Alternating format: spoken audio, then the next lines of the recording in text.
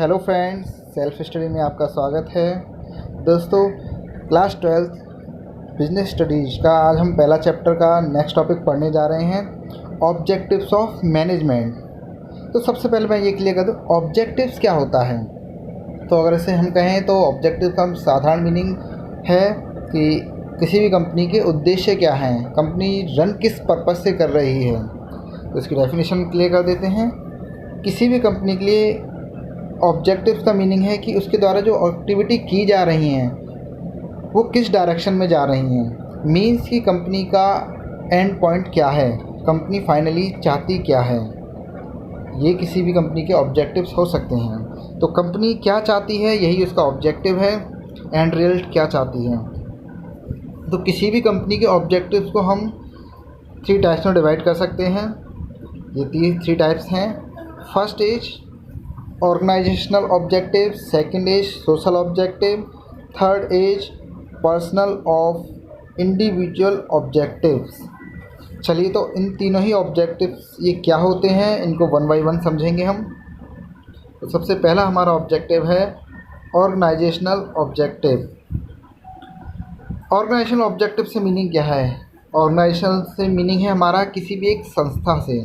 तो एक संस्था के क्या उद्देश्य हैं, मेन ऑब्जेक्टिव्स क्या है, किस उद्देश्य को पाने के लिए, किस टारगेट को फाइट करने के लिए वो वर्क कर रही है। मीन्स कि उसका इकोनॉमिक गोल क्या है।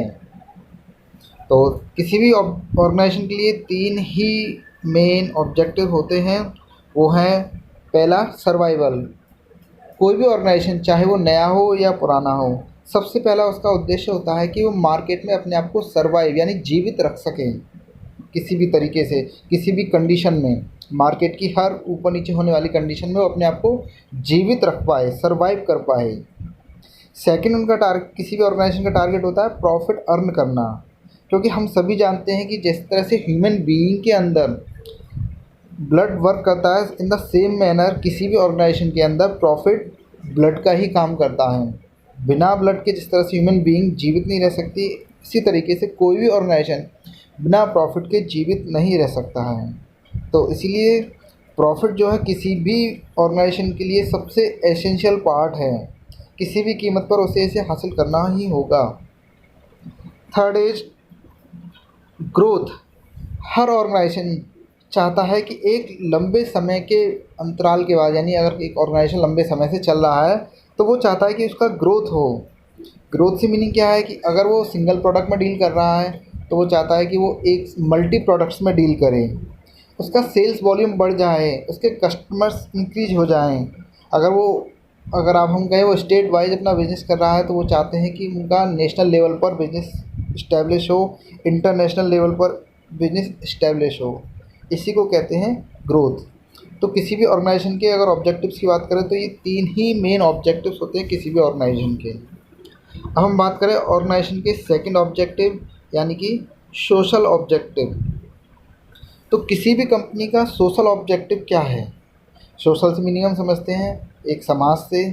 तो सामाजिक उद्देश्यों को पूरा करना भी किसी ऑर्गेनाइजेशन का ऑब्जेक्टिव हो सकता है, यह कहिए कि होता ही है। क्योंकि एक ऑर्गेनाइजेशन किसी न किसी सोसाइटी में रन कर रहा है, वो किसी न किसी सोसाइटी से जुड़ा हुआ है। तो उस सोसाइटी को हेल्प करना, उसके बेनिफिट के लिए काम करना, ये एक सोशल ऑब्जेक्टिव होता है हर ऑर्गेनाइजेशन का। फॉर एग्जांपल हम यहाँ एक समझ सकते हैं, जैसे production of environment by using environment friendly method of production. कि हम अगर ऑर्गेनाइजेशन चला रहे हैं तो हमें इस बात का बेहद ध्यान रखना ज़रूरी है कि हम अगर कोई प्रोडक्शन कर रहे हैं तो हम एनवायरनमेंट को पॉल्यूट ना करें, हम ज़्यादा से ज़्यादा लोगों को रोज़गार दें। इसे हम कहते हैं जनरेशन ऑफ एम्प्लॉयमेंट अपॉर्चुनिटीज़। हम कोई भी ऐसी चीज़ें ना करें जिससे कि हमारी सोसाइटी को हार्म हो, उसे नुकसान पहुँचे। हम अच्छे प्रोडक्ट्स कम से कम कॉस्ट पे उनको प्रोवाइड कराएं। हम सोसाइटी का पूरा ध्यान रखें। किसी भी तरीके से हमारी ऑर्गेनाइजेशन से अगर सोसाइटी को अगर नुकसान हो रहा है तो ये यकीन मानिए कि हमारा बिज़नेस एक लंबे समय तक रन नहीं कर पाएगा। इसीलिए सोसाइटी के ऑब्जेक्टिव्स को पूरा करना बहुत ही ज़रूरी है। ये हमारा सेकंड ऑब्जेक्टिव है, सोशल ऑब्जेक्टिव। आगे चलते हैं थर्ड टाइप की तरफ पर्सनल ऑफ इंडिविजुअल ऑब्जेक्टिव। किसी भी ऑर्गेनाइजेशन का पर्सनल ऑफ इंडिविजुअल, यहाँ पर्सनल से मीनिंग है कि काम करने वाले एम्प्लॉय, किसी भी संस्था में जो एम्प्लॉय वर्क कर रहे हैं उनके भी उद्देश्य पूरे करना एक ऑर्गेनाइजेशन का टारगेट होता है या उद्देश्य होता है। क्योंकि अगर हमारे एम्प्लॉय अपने टारगेट को फाइट नहीं कर पा रहे हैं, जिस पर्पज़ से वो हमारे ऑर्गेनाइजेशन से जुड़े हैं, अगर वो अपने ड्रीम्स, अपने पर्पज़ पूरे नहीं कर पा रहे हैं, तो ये कहीं ना कहीं हमारे ऑर्गेनाइजेशन का फेलियरशिप है। तो इसलिए एक कंपनी अपने उद्देश्यों को साथ साथ अपने एम्प्लॉय के उद्देश्यों पर भी ध्यान रखती है।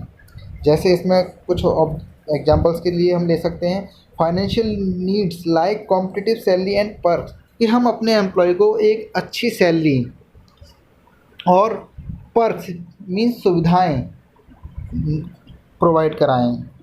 और भी हम बहुत कुछ कर सकते हैं, जैसे कि हम अपने एम्प्लॉय को रेस्पेक्ट का ध्यान रख सकते हैं, उनको प्रमोट कर सकते हैं, अच्छी पोजीशन पर लेकर आ सकते हैं, उनके साथ अच्छा बिहेवियर करना, उनको अच्छा वर्किंग एनवायरनमेंट प्रोवाइड कराना, हेल्दी एनवायरनमेंट प्रोवाइड कराना, ये सारे ऑब्जेक्टिव्स हैं हमारे पर्सनल ऑब्जेक्टिव्स। तो दोस्तों यहाँ तीनों ही ऑब्जेक्टिव्स आपको क्लियर हो चुके हैं। आगे चलते हैं, हम अपने नेक्स्ट टॉपिक पर आते हैं, इम्पोर्टेंस ऑफ मैनेजमेंट। अब बात आती है कि हमने मैनेजमेंट के बारे में इतना पढ़ा, लेकिन इसकी इम्पोर्टेंस क्या है, इसकी ज़रूरत क्या है, हमें क्यों हमें मैनेजमेंट इतना ज़रूरी है। तो इसकी इम्पोर्टेंस को हम कुछ पॉइंट्स के थ्रू समझेंगे। अगर हम पहले पॉइंट पर नज़र डालें तो हमारा पहला पॉइंट है management helps in achieving group goals. Management का पूरा जो फोकस होता है वो ऑर्गेनाइजेशन यानी कि पूरे ग्रुप के गोल्स को फाइट करना, अचीव करना।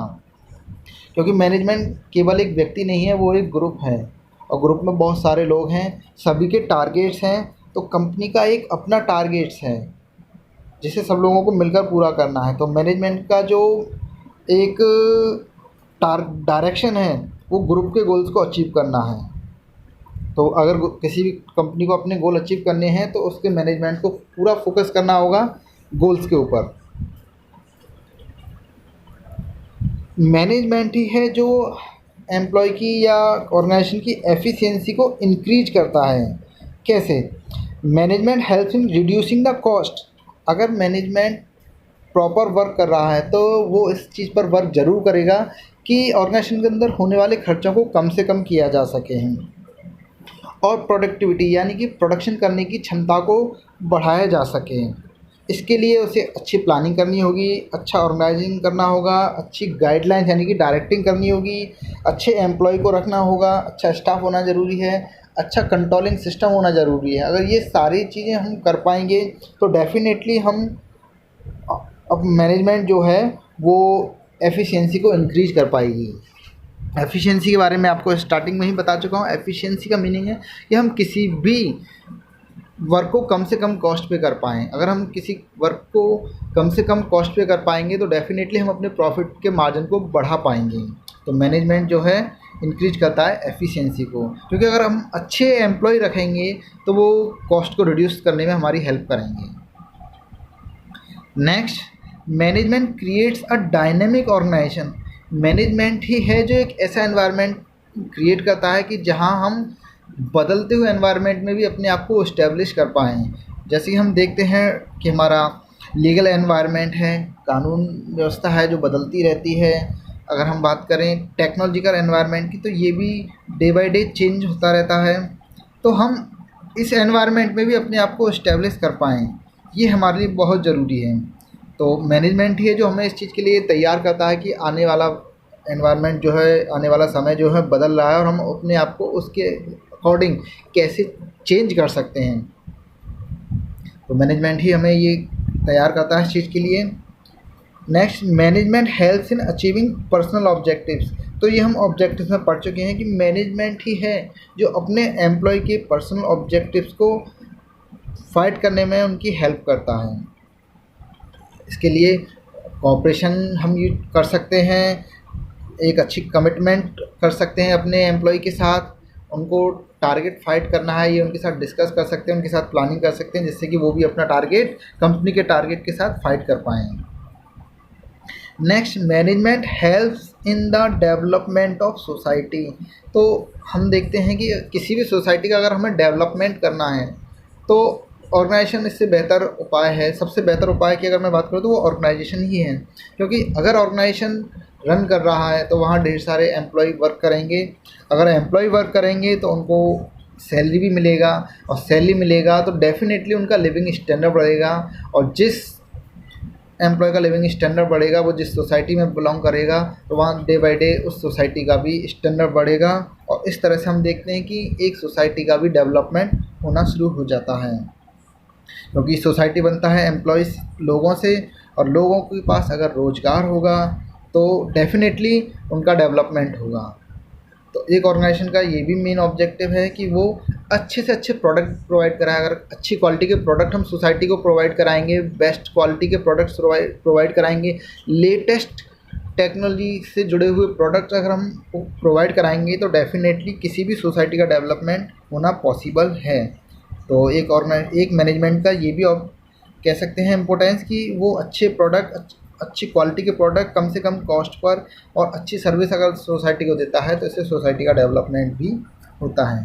तो दोस्तों, हमने इस तरह से देखा कि मैनेजमेंट हमारे लिए कितना ज़रूरी है। किसी भी ऑर्गेनाइजेशन के लिए मैनेजमेंट की इम्पोर्टेंस या कहें मैनेजमेंट का बहुत बड़ा रोल होता है किसी भी ऑर्गेनाइजेशन के अंदर। तो दोस्तों, आज का टॉपिक आपको कैसा लगा कमेंट बॉक्स में लिखकर हमें ज़रूर बताएं। तो दोस्तों, आज के लिए बस इतना ही।